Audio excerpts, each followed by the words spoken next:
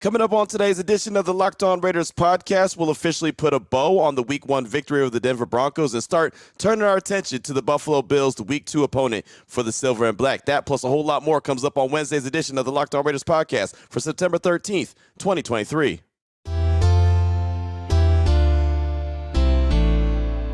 Just win. Just win. Just win. Just win. The autumn wind is a raider, pillaging just for fun. He'll knock you round and upside down and laugh when he's conquered and won. And won. And won. And won. And won. And welcome in, Raider Nation, to another edition of the Locked On Raiders podcast. Thank you so much for making the show your first listen of the day. Make sure you subscribe or follow for free on YouTube or wherever you get your podcast to get the latest edition of the show as soon as it becomes available. Of course, if you're checking us out on YouTube, we definitely appreciate you in a major way. We appreciate my man Ari. Does a great job each and every day making sure we're up on YouTube, looking good, sounding good, doing what he's got to do. You can check out Ari on Twitter at Ari Produces, as many people do. You can also hit me up on Twitter as well, at your boy Q254. We got the Locked On Raider podcast voicemail line at 707-654-4693. Those calls and texts, got a ton of them. Been getting a lot of feedback so far through, well, one game of the season, especially when the Raiders get a victory. That's what you're going to get, right? So a lot of calls and texts coming up in segment number 3. Segment number 2, I want to talk about something that I talked about on my radio show on Tuesday, and that is, what do you think that the Raiders need to work on the most? Where do they need to clean up? Like, where are the areas that they need to clean up the most as they continue to put this team together and build for the 2023 season? So it's all not going to get cleaned up this 1 week. But look, they're in West Virginia. They're preparing for the Buffalo Bills right now. So what are some areas that they can clean up? We'll talk about that coming up in segment number 2 of the show. Here in segment number 1, as we do on the daily, like to give you the news and the notes of the day. And we'll start to, like I said, put a bow on the Week 1 victory and turn our attention to Week 2 and the Buffalo Bills. Before we get to any of that, though, I do want to let you know that today's edition of the Locked On Raiders podcast is brought to you by Jase Medical. Empower yourself when you purchase a Jase case,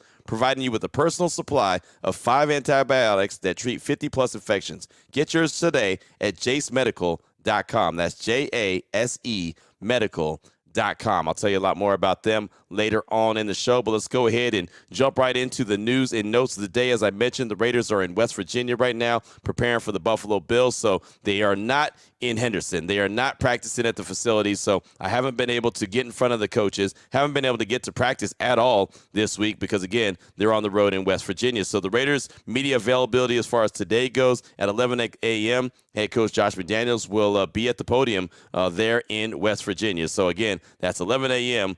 Pacific time, I do believe, and then practice is from 12:45 to 1:15.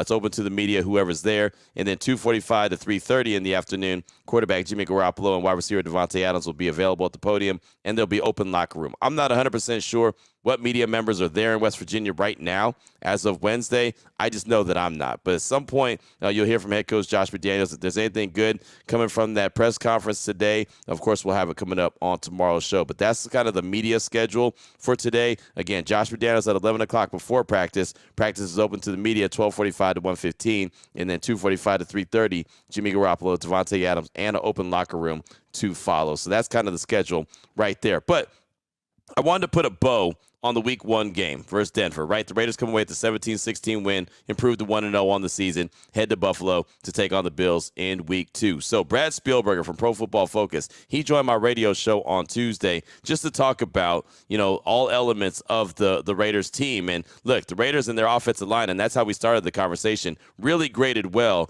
by way of Pro Football Focus. And I say it all the time, PFF is not the end-all, be-all, but it gives you a nice little measuring stick. So I like to check in with them and just kind of see what they're thinking. And I knew for a matter of fact that the offensive line did really well. So here's just a part of the conversation I had with Brad Spielberger from ProFootballFocus.com on Tuesday on my radio show, Unnecessary Roughness, Raider Nation Radio 920. We start off talking all things offensive line, and I asked Brad about what they did because to me, they looked really good, and I know they had a really good grade according to Pro Football Focus. Yeah, they were quietly good last year, I think better than a lot of people thought, and there's been this narrative, obviously, from some poor play the last couple of years that they weren't a good unit, but we've probably talked about Jermaine Illuminor, the right tackle. I think you saw some growth from some young players like a Dylan Parham over the course of the season. And like you said, 0 sacks allowed, but also very few pressures allowed in the afternoon, just 3 total from the offensive line. And look, Baron Browning was not playing for Denver, but they have Randy Gregory and Zach Allen, their free agent acquisition. They have some good football players. It was a phenomenal performance from this offensive line. And I wanted to go to that right side. You mentioned Illuminor. They had Thayer Munford. He sprinkled in there a few times as well. He also came in the jumbo package as that sixth offensive lineman, that eligible offensive lineman. What did you see from him in particular, and really just that whole right side of the offensive line? Yeah, also bringing him along slowly. He's probably the long-term replacement. Obviously, Illuminor comes back on just a one-year deal, a pretty small deal. So I think he is kind of the succession plan there. Only played 9 pass protection snaps, but didn't allow a single pressure over those. And I think they like him better in space, and that's obviously the goal, have a guy that can pass protect and can move in the run game and do things physically, out in open space. So it was encouraging.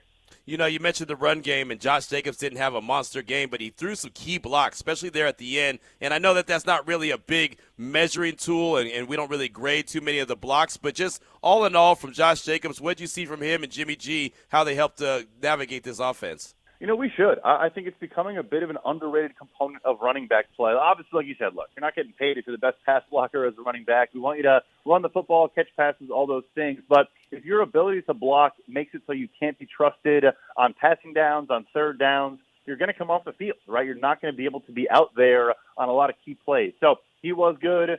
He did allow one pressure in the game, but that's bound to happen, for a running back trying to chip or trying to even take on a blitzing linebacker, things like that. And then for Jimmy Garoppolo, what I think was really interesting, and again speaks to the Raiders' offensive line playing well, is he actually averaged 2.9 seconds his average time to throw, which isn't the longest in the world. But, Jimmy Garoppolo, the reason he won in San Francisco is you get the ball out super quickly, 2.5 seconds or so. I'm not saying it's a bad thing he didn't do that, but it wasn't as though they were protected by a bunch of screen passes or, a bunch of play action, misdirection. There was certainly some of that, but they also just held up in their own right. What is it about Jimmy G? He just seems to win games, regardless where he goes. The guy is just a winner. No, it's a great question. I was really, really impressed. I thought it was awesome. So the late third down, I want to say 7 or 8 yards, and he took off for the scramble, got the first down, which definitely is not something we normally associate with Jimmy Garoppolo, but a winning quarterback play. He got dinged up in that game, too, obviously early on,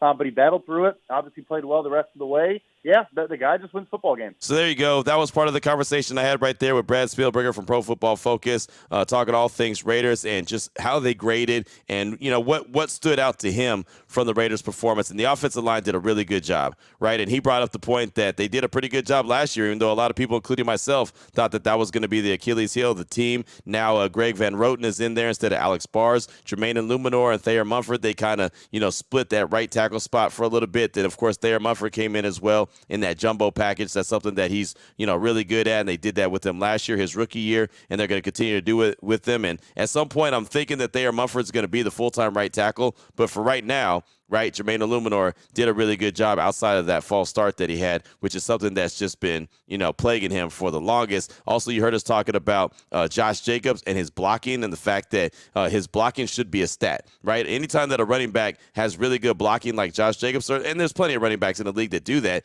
it probably should be a stat. Right, because, again, they're really helping out. And that block that Josh Jacobs had at the end of the game to help spring Jimmy G for that pickup on that scramble to seal the deal on the game, that was textbook, and it was fantastic. And it was something that Josh Jacobs took a lot of pride in. And even though he didn't have a big game statistically, that was a big stat. That was a big play by JJ. And, again, it's not going to go down the stat sheet, but that was something that, again, everyone saw it. Everyone saw it when it happened. And then when you go back and look at the replay, you're like, wow, yeah, Josh Jacobs, he did the damn thing. And then finally, just talking about Jimmy G and the fact that he's just a winner. Right? And that was something, and I've said it many times, that I didn't know what to expect when the Raiders got Jimmy G. I wasn't a big fan of them going and getting him because I knew the injury history. I didn't think as far as arm talent, that was a big improvement from Derek Carr. But I'll tell you what, man, Jimmy G has surprised me every step of the way, and it's, that's fine. He doesn't have to surprise me, and I'm not the end-all, be-all as far as the judge goes. I just give my opinion. But I'll tell you right now, man, Jimmy G and the way that he leads and the way that these players want to go out there and play for him, the way that they get him fired up, the way that you could see them, communicating with him along the sideline. I mean, it's not like, oh, that's the new kid on the block or that's the new kid at school. Like he just, walked in the building and got along with the guys so easy that it's really impressed me. And I just think that Jimmy G has done with exactly what he was supposed to do. And apparently he's done exactly what GM Dave Ziegler and assistant GM Champ Kelly and head coach Josh McDaniels knew that he was going to do when they made the decision to bring him in. And that's why they're making the decisions. And I'm behind a microphone talking about the team, right? I know my role, and that's what it is. And I've always said, and I'll always say this, if I'm ever wrong about a player or wrong about a certain situation, I'll be the first one to come out and say it. And right now, so far, so good when it comes to Jimmy G. I like the way that he's playing. I like that he's not trying to do too much. I like that he's not trying to be somebody that he's not. He's just going out there, cooler than the other side of the pillow, handling his business, and ultimately wants to win games. And the one thing that you can't say about Jimmy G is that he's not a winner. Because if you go back and look at his track history, he's just a winner. He just finds ways to win. So that's what I got for you for segment number 1 of today's Locked On Raiders podcast. Kind of news and notes, putting a bow on week 1, starting to turn our attention to week 2. So since we turned our attention to week 2, where do the Raiders need to grow the most? From what we saw on Sunday to what we like to see this upcoming Sunday. We'll talk about that coming up in segment number 2 of today's Locked On Raiders podcast. We'll get to that after I tell you about our partners at eBay Motors. They've teamed up with Locked On Fantasy Football host Vinny Iyer to bring you some of the best fantasy picks each week, all season long. It doesn't matter if you're prepping for a daily draft or scouting the waiver wire. Every week, we're going to provide you players that are guaranteed to fit on your roster. So this week, let's see who's Vinny's picked out for us on this week's eBay Guaranteed Fit Fantasy Picks of the Week. And let's see who he wanted to look at. He looked at a few different players like the Chargers' Mike Williams, Chris Olave, T. Higgins, Ramondre Stevenson. Let's see. What did he have to say about Ramondre Stevenson? He said, Patriots running back Ramondre Stevenson had a tough time running in week 1 against the Eagles and saved his fantasy value with 6 catches for 64 yards. Expect him to get going on the ground in week 2 after doing little with his first 12 carries of the season. The Dolphins got gashed for 208 yards and 2 TDs by the Chargers. Stevenson's burst and quickness makes it an even more favorable matchup against Miami's pass rush-oriented front. Vinny Iyer from Locked On Fantasy Football is going to help you win your fantasy championship, and eBay Motors knows the championship team is about each player being a perfect fit. Same with your vehicle. With over 122 million parts for your ride, your number one ride or die, you can make sure your ride stays running smoothly. Brake kits, LED headlights, roof rack, bumpers, whatever your baby needs, eBay Motors has it. And with the eBay Guaranteed Fit, it's guaranteed to fit your ride for the first time, every time, or your money back. Plus, at these prices, you're burning rubber, not cash. It is simple, just like that. Keep your ride or die alive at ebay.com/motors. eBay Guaranteed Fit, only available to U.S. customers. Eligible items only. Exclusions apply. All right, Raider Nation, here we go. Segment number 2 of today's Locked On Raiders podcast. Want to get into the conversation I had on Raider Nation Radio 920 on Tuesday, and that's about the Raiders and their growth. Week 1 was really the first time that they all got to play together for an extended amount of time. It's really an extended preseason game, and really you can look at the first 4 weeks of the season. That's why you kind of really never know what to expect from these teams. And I'll tell you, as I was going through my NFL pick'ems, I did a terrible job in week 1, right? Because, again, you just don't know who's going to be what, how far along these teams are going to be as far as being in midseason form. So there was a lot of things to like from what the Raiders did on Sunday, but there was also a lot of areas where you say, okay, they need to grow. So I want to look at a few areas in the offense, a few areas in the defense, and one major overall area. That's what I want to bring to you here in segment number 2 of today's Locked On Raiders podcast. And offensively, number 1, the rushing attack. That needs to be improved. The Raiders only had 61 total yards. Josh Jacobs had 48 yards on 19 carries. Now, I don't know what to expect from Josh, how long it's going to take for him to get his sea legs under him and really be able to be the Josh Jacobs that we all know and love. But I'm assuming that he's going to get there sooner rather than later, right? And I think that Denver, in particular, really made the effort to make sure Josh Jacobs didn't wreck the game. I figured that they said, Pat Surtain, you're going to take Devontae Adams for the majority of the game. And the rest of the team, you're going to focus in on number 8. Don't let number 8 go off like he usually does against our defense. I think that was a huge focus, even though Sean Payton tried to play it off and is acting like, nah, that's just one of the guys that we're going to try to work on. Pat Surtain had Devontae, right? And there was times that Devontae got open and didn't even get the ball. But Devontae still did his thing. He was fine. And Josh Jacobs, he didn't have a very good game. Like I said, 48 yards, 19 carries. But the Raiders were still able to get it done. So I just think that moving forward, and especially this week against the Buffalo Bills, the rushing attack is going to have to be there. I don't think that the Bills are a real physical team, but I know that their physicality does come from the defensive side of things. So they're going to try to muck it up, and they're going to try to slow down Josh Jacobs. It would be a really good game to see him have a bounce-back performance and even have some nice complimentary runs from Zamir White. So I just think the rushing attack in general is going to have to get up there around 100 yards this upcoming week. And, of course, on Friday we'll do keys to victory, and I'll be more specific. But right now I'm just talking about what I'd like to see the Raiders improve on. Number 2, get Hunter Renfrow involved, right? The slot machine had 13 snaps. He was involved in 13 snaps on Sunday. And look, the Raiders didn't need him. They had a hell of a performance from Jacoby Myers. And I'm not saying that doesn't mean get him involved, but Jacoby Myers was clicking. Devontae Adams was clicking. It was really the two-man show, right? I know Josh Jacobs caught a couple passes. Austin Hooper had a pass that was a really nice catch, right? I mean, but for the most part, it was the Devontae show and the Jacoby Myers show. And that was led by Jacoby Myers. He was the big-time player for the day. But we all know there's a good chance Jacoby Myers is not going to be available this Sunday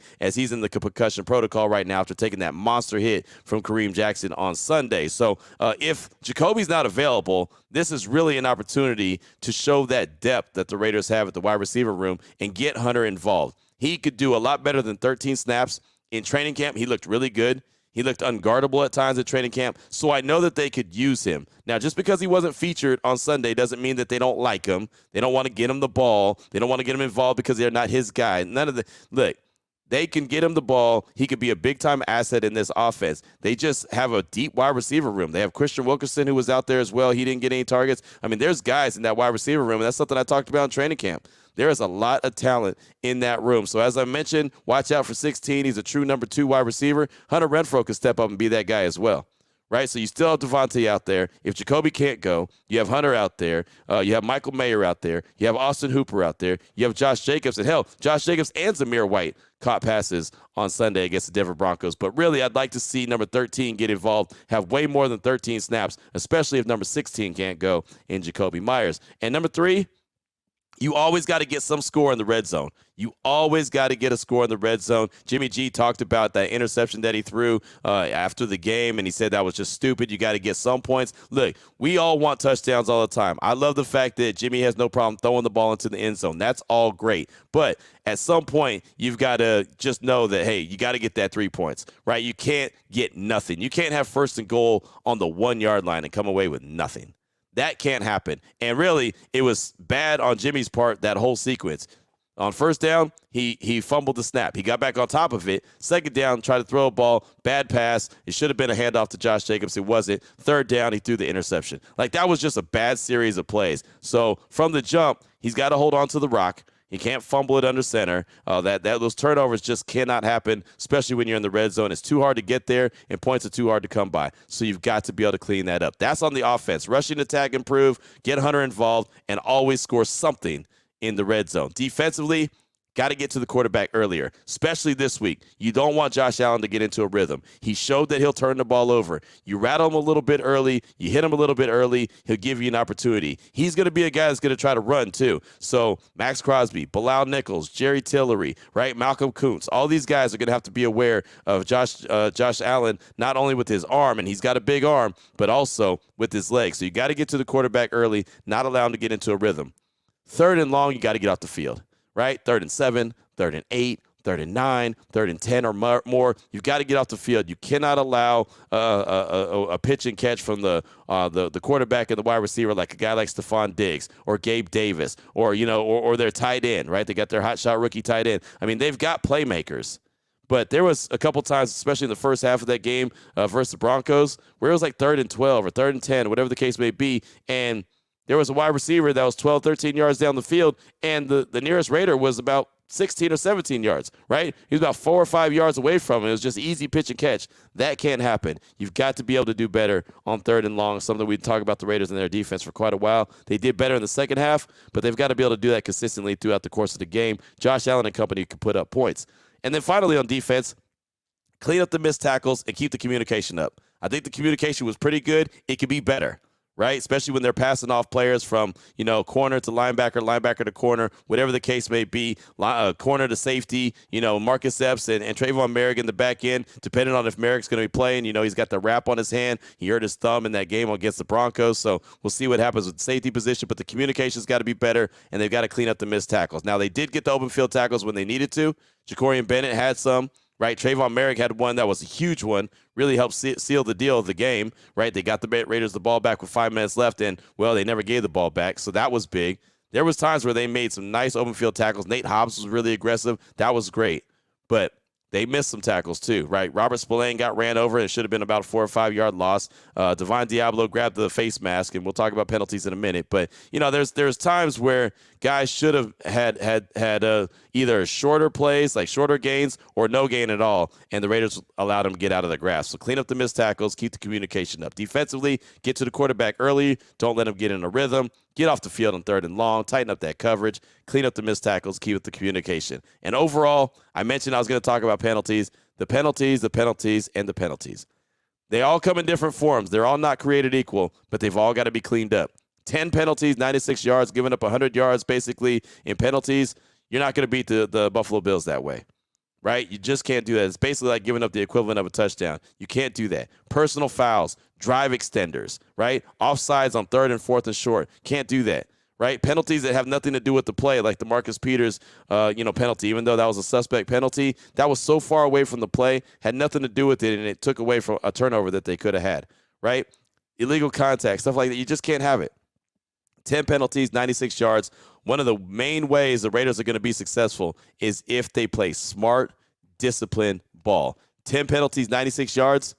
I'm sorry, that ain't it. That's not smart, disciplined ball. I know there's penalties from being aggressive, and they happen, like the Divine Diablo with the face mask. I know he didn't do that on purpose. That's going to happen. Sometimes a penalty is okay. You don't like it, but it's okay, even though that one extended the drive. That one sucked, but it's not like it's something that he went out there and he was just reckless and just went and tacked the face mask. He just got his hands in the wrong place, but he was able to make a play later, right? Masterson, I know he didn't hit the punter on purpose, but, man, if you're going to go after it and try to block the punt, you just got to be better, right? You just can't do that. You can't hit that leg. You can't have that personal foul. You just take the ball out of your own team's hands, all right? So stuff like that, that's just got to be cleaned up. That's got to be cut in half, if not better, right? I mean, and again, the severity of the penalties. All penalties are not created equal, but, man, you've got to really do the best you can. So overall, like I said, the penalties, got to make sure to clean those up. So that's what I'd love to see the Raiders work on this week. I know everything's not going to be done in 1 week and fixed, right? Rome wasn't built overnight. I get that. So, just start to check off the boxes. Work on something. It's an 18-week season guaranteed. You get at least 17 games, and whatever you earn after that is on you. But you've got to work on those elements that I just talked about are going to be keys to victories throughout the course of the season. You got to get it cleaned up sooner rather than later. So that's what I got for you for segment number 2 of today's Locked On Raiders podcast. Coming up in segment number 3 of today's Locked On Raiders podcast, your calls and texts throughout that Locked On Raider podcast voicemail line, 707-654-4693. We'll get to that after I tell you about a couple great sponsors here on the Locked On Raiders podcast, including the title sponsor, which is the Jase Medical Jase case. The Jase case provides 5 life-saving antibiotics for emergency use. All it takes to get a Jase case is to fill out a simple online form, and in some cases, jump on a quick call with one of their board-certified physicians. Get ongoing care from their physicians on any treatment-related questions. Doctors created, doctors recommended. Don't be caught unprepared. Everyone should be empowered to care for themselves and their loved ones during the unexpected. And the unexpected could happen at any time, usually at some weird time of night, random time of night, especially when your kids come knocking on your door. Mom, Dad, this hurts, right? Something. Jase handles everything from online evaluation to licensed pharmacy, medication delivery, and ongoing consultation and care. Everyone, and I mean everyone, should be empowered to care for themselves and their loved ones during the unexpected. That's why Jase Medical offers the Jase case. The Jase case provides 5 life-saving antibiotics for emergency use and gives you peace of mind so that you're not just hoping that you have access to medication in emergency. Jase Medical makes sure you have the medication in hand. Jase Medical is simple. They handled everything from online evaluation to licensed pharmacy medication, delivery, and ongoing consultation and care. Don't get caught unprepared. Save more than $360 by getting these life-saving antibiotics with Jase Medical, plus an additional $20 off by using code LOCKEDON at checkout at jasemedical.com. That's JASE medical.com, promo code LOCKEDON. I also want to tell you about PrizePicks. What is PrizePicks? Glad you asked. PrizePicks is the largest and independently owned daily fantasy sports. We like to call it DFS. It's the platform in North America. They are the easiest and most exciting way to play DFS. It's just more like you against the numbers. Instead of battling thousands of other players, including pros and sharks, you pick more than or less than on 2 to 6 player stat projections and watch the winnings roll in. It is that simple. PrizePicks is really simple to play. You can make picks and submit your entry in less than 60 seconds. They got quick withdrawals, easy gameplay, and an enormous selection of players and stat types that are what make PrizePicks the #1 daily fantasy sports app. Like, check this out. There's folks that are selecting these. I've seen a couple of these by other Locked On hosts, like Saquon Barkley, more than 60 yards. Patrick Mahomes, more than 2 passing touchdowns. You can go and make that selection. Aaron Rodgers, obviously he's out, so you're not going to make that selection. Justin Jefferson, more or less than 100 yards. Lamar Jackson, more than 1 passing touchdowns. There's all kind of different options right there. PrizePicks offers weekly promotions that could lead to big payouts like Taco Tuesday. Each Tuesday, PrizePicks discounts select players' projections up to 25% to provide even more value. Right now, go to prizepicks.com/LockedOnNFL. Use code LockedOnNFL for a first deposit match up to $100. Again, go to prizepicks.com/LockedOnNFL. Use code LockedOnNFL for a first deposit match up to $100. Here we go, Raider Nation, segment number 3 of today's Locked On Raiders podcast. Your calls and texts, draft that Locked On Raider podcast voicemail line, 707-654-4693. Let's start things off with a quick call from Raider Mike in San Jose. He's calling to talk about a player that I originally cut from the 53-man roster and made a big play on Sunday. Here he is, Raider Mike in San Jose. Hey, what's up, Q? This is Raider Mike, calling out of San Jose. This might be the quickest call that you get ever. How about that catch by Austin Hooper, huh? Want to hear your thoughts on that, because he's on our team now. Thank you. Mike, thanks for the call. Appreciate you. And yeah, man, Austin Hooper, he came up big with that hands catch, right? That's how I like to see it, too. Hands catch. Don't let that ball get to the body. If he had tried to body catch that one, he obviously wouldn't have got it. But he caught it with his hands, secured it, and had it like a vice grip in his hands, went to the ground. The ball hit the ground, but as long as you have possession, you're all good to go. He went, rolled over, put the ball up, let everybody know he got it. And then what I also appreciated is he hustled up. He didn't sit there and celebrate. He didn't sit there and, kind of slow-foot it and get it back to the, no. He hustled up. They got to the line of scrimmage, snapped it before anyone had a decision to make on if they were going to review it, if they didn't think it was a catch, whatever the case may be. Yeah, he made a big play. He didn't do anything in training camp. Didn't do anything in preseason, but, man, he came up big in the regular season. Clearly, that's why they kept him. And Michael Mayer, the tight end, the rookie out of Notre Dame, he didn't do anything, really, on Sunday. So I think he's going to come along at some point. He's going to get acclimated to the offense and really get cooking. But it was good to have Austin Hooper, right? If he didn't make that play, Denver probably makes that play, and it might have been an interception going the other way, and who knows what the outcome would have been from that. So, Raider Mike, thanks for the call, my man. It's great to hear from you. Up next, got a text from Raider Rob in Pittsburgh. It's a pretty lengthy one from him. He said, Q, Raider Rob from Pittsburgh, I'm not trying to be a buzzkill, but 2 things really stuck out to me from today's show. The first thing is that the Raiders now have a blueprint on how to beat the Bills. I am 100% in agreement. However, the Raiders do not have the tools right now to beat the Bills. The Bills won by interior pass rush and pressure. In the pocket consistently, along with a strong, healthy, in-game shape running back. The Jets' 2 defensive tackles, Williams and Jefferson, combined for 8 tackles and 2 sacks. They continually pushed the pocket and made Allen very uncomfortable. So I'm going to go back real quick. I'm assuming you meant the Jets won by interior pass rush and not the Bills.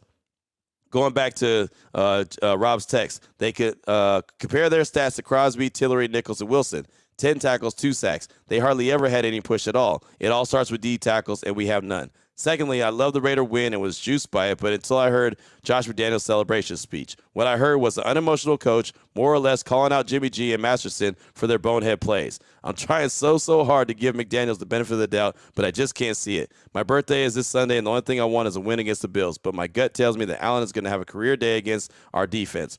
One, on the most important note of the week, my heart goes out to you this week. I pray for the parents every day that I know that as a lost child, I cannot ever imagine what you have gone through and only respect people like you a hell of a lot more. God bless you. It's from Raider Rob in Pittsburgh. Thank you so much for the condolences. And, of course, he's talking about my son Kimani, who passed away. His birthday is coming up on September 19th. We'll talk about that a little bit later on in the show. As far as the game and as far as the players go, I understand that the Raiders don't have the defense of the Jets. There's no doubt about that, right? I would never even try to sell that to anybody because I know that that's not even close. But they still have dudes that can get after it, right? They still have guys like Tillery that can get after it. Maybe this is a game where Tyree Wilson plays a little bit better. He can get after it. Look, there's reasons why they brought these guys in. Crosby is a dog. He's going to get after it. There's no doubt about it.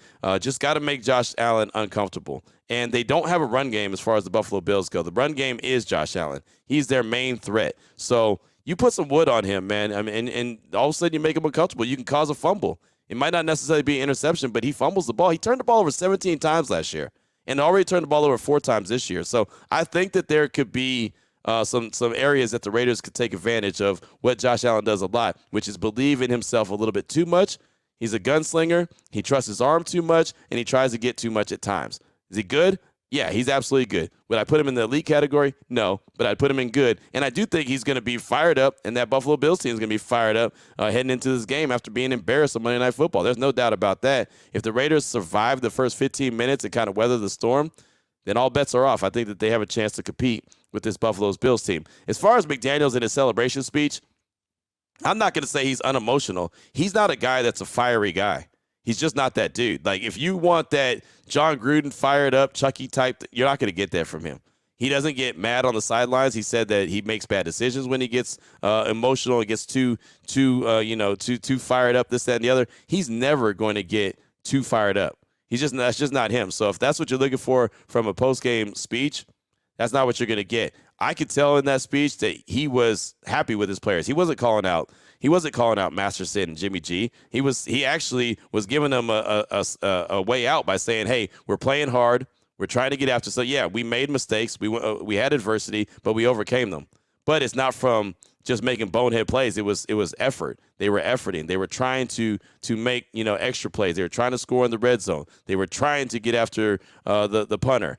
And it just, it obviously went against them, and they've got to clean that up. But no, that's Josh McDaniels. He's not going to be a super emotional, fired up guy. If that had been me, I'm the guy that you want in that situation. I'd have been fired up. I'd have been yelling and screaming, jumping around, all that stuff. But that's not Josh McDaniels. He's cooler than the other side of the pillow as far as he's going to keep his emotions in check. But thank you so much for that text. I do appreciate you. And again, thanks so much to the for the prayers and thoughts out to the family for my son Kimani. I do appreciate that. Up next, got a call from Jordan in Oregon. He's calling to talk about Jimmy G and what I expected the Raiders to get in him when they signed him. Here he is, Jordan in Oregon. Hey, what's going on, Q? Jordan in Oregon. Want to call in, kind of chime in on. I heard you on your radio show today. Be Tuesday here afternoon. You're talking to your guy John McClain, and I've heard you on your on Locked On Raiders as well. It's like common term you've said is like you didn't really know what to expect with Jimmy G, but I guess want to have a little pushback. I guess you did know what to expect as far as just the short game efficiency, because I've heard you talk about it. He never had the big home run arm. But as far as quick game efficiency, I think we knew what we were getting with that. But the point I kind of want to make here is that, we didn't know what we were getting with it in the McDaniel system, because I think any of us would be lying if you could remember. Maybe you went back and watched, but Garoppolo only had like 4 or 5 starts in New England, so it was hard to tell if we were going to get the same guy that we had there or New England had there, but. I guess the point of my call is it to me looks promising. I mean, there's obviously points left on the board from Myers. I think he had another touchdown in there as well. That was a well placed ball in the second quarter, and then later on in the game, just to be kneeing the ball like pretty much in scoring position there too. I mean, we left points on the board from opportunities missed from the punt. Hitting the kicker, that was no good. And so there's a lot of opportunities missed, but I guess where I'm going with this, man, is I feel like I'm excited with how he looks in this system with just a small sample size of 26 dropbacks. They look pretty good to me. And I think if we can build off that and keep that short game in mind, and just with this system, I feel like that's what the whole thing's predicated off of is making the good decision. If it's a short ball, it's a short ball. And if it's a one-on-one on the outside, You saw him look at Adams right off the bat, off the flea flicker. So he recognizes the one-on-one situations, which is great. I don't see a setback and by any means with him taking over the helm. If anything, it's looking like he's willing to make a play with his legs, definitely more than we've seen in the past. So that's all I wanted to throw at you, man, is I think you kind of did know what you were getting, but I think we just didn't know we were getting with it in McDaniel's system. Peace out. Thank you so much for the call, my man. I appreciate you. And yeah, it's funny, man. I knew what Jimmy's style was. Like, I knew that he was not going to be a guy that was going to stretch the field. He was going to get the ball out of his hands quickly, kind of dink and dunk, take what was there, throw the ball to the open guy, and live to see another day. But as far as a leader, I didn't know what he was going to be as far as leadership. I didn't know how much the players would gravitate to him. I didn't know that they'd want to play for him like that. And it's funny. I remember Josh Jacobs when he was at the Pro Bowl media session right before the Pro Bowl happened at Allegiant Stadium, and we were talking to him. It was before I left to go to Phoenix for the Super Bowl for Radio Row that week, and we were talking about him and if he was potentially going to get the franchise tag, and he said, look, I don't mind if you go out and get a dog, or if you go out there and improve the team. So when the Raiders made the effort to go get Jimmy G, I didn't know how much Josh Jacobs would say, okay, that's a dog. But now I hear him, upon further review at Eddie Pascal, Raiders.com, you can check it out, and he's talking about Jimmy G as a dog. When he's talking about Jimmy G as a guy that he wants to go play for, he's a guy that made him want to block even more. That tells me all I need to know. When Max Crosby says, I'm glad that that's my quarterback, he's a dog, that tells me a lot. I didn't have any idea that that's how he was going to be accepted by this Raiders team. And again, that's why I don't make the decisions. That's why guys in the front office, a lot smarter than me, make those decisions. And so, hey, man, I have no problem with being wrong. I know some people just, they've got to have it right all the time. I don't. I just give you my opinion. I'll stick with my opinion. And if I'm proven wrong, or when I'm proven wrong, I'll come out and tell you. So I've been pleasantly surprised so far with what I've seen from Jimmy G. And really my biggest concern when they signed him was just the fact that his injury history was there. It was well documented. It's not something that you could ignore. But, again, all you can do is go out there and play and do the best you can. And that's what he's doing. So, Jordan, thanks for that call. I do appreciate you. And really, I only got time for one more text. We'll take it from Raider Shaq. What's up, Q? Raider Shaq back again. Few things I got to say. First off, hats off to Jimmy G. I definitely had my doubts about the man, but he definitely showed me a little something on Sunday. Biggest difference I feel I noticed between he and Carr is his decision-making. Bad throw with the interception in the end zone, but overall a fairly clean game and no late-game turnover to put a nail in our coffin. Second, I got to give McDaniels a lot of respect. The play calling so far has been better. Let's hope he can keep it up. Third and final, I love Jacoby lining up opposite of Tay. Kareem Jackson's a jerk for the hit, and I hope he's okay because while Tay and JJ are the main course, Kobe is a hell of a side dish. If we can find a way to get Renfro more incorporated to the offense, we definitely have a top 5 receiving core in the league. Got to use every tool at your disposal when you're trying to scratch and claw your way out of the cellar. On to Buffalo, Josh Allen showed some bad signs on Monday night, and the Bills will likely overlook us. Time to put the world on notice. Raider Shaq with the facts. Raiders. That's from Raider Shaq, and he really summed it up, man. Jacoby Myers and Devontae Adams, 1-2 punch are great. Got to get Hunter Renfrow involved. That's what I was talking about in segment number 2. Josh Jacobs, I think this would be a big game to get him involved as well. I don't think the Buffalo Bills are going to overlook the Raiders. Matter of fact, I think they're going to be coming for blood. I think they're going to try to take their frustrations out on the Raiders. So I think the Raiders need to be on their A game and make sure they clean up what we were talking about cleaning up in segment number 2, and they'll have themselves a puncher's chance in this game. Look at the schedule, Raider Nation. There's not a game they don't have a puncher's chance, but they got to play clean football. Smart, clean football. Turnovers, eliminate them. Penalties, eliminate them. Make good plays, score points in the red zone, and get off the field on third down. It's that simple. So thanks so much for that text. I do appreciate you. That's all I got time for on today's show. Still coming up tomorrow. We'll get a call in from JD from Salt Lake City. Text from North Texas Raider. Raider X with a call as well. Plus it's crossover Thursday, so we'll be talking all things Bills and Raiders. Excited about that. And it'll be Thursday tomorrow already, man. The week just flies by. It's crazy. I don't know where the time goes, where the days go, but it flies by. Crossover Thursday tomorrow. We'll compare and contrast Raiders and Buffalo Bills. So until then, Raider Nation, take care of yourself, take care of your family, love on your family. Most importantly, as always, just win, baby.